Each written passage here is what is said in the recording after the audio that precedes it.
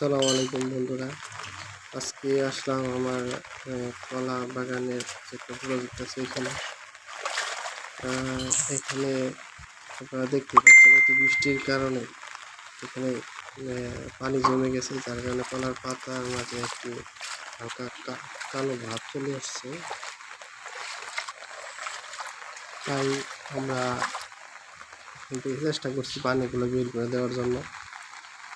আজকে অনাবৃষ্টি, অনেক পানি পড়তেছে, যার কারণে আমরা একটু সমস্যায় পড়ছি। এদিকে দেখতে পাচ্ছেন অনেক পানি যাচ্ছে ড্রেন দিয়ে, পানি নিষ্কাশনের কাজ চলছে।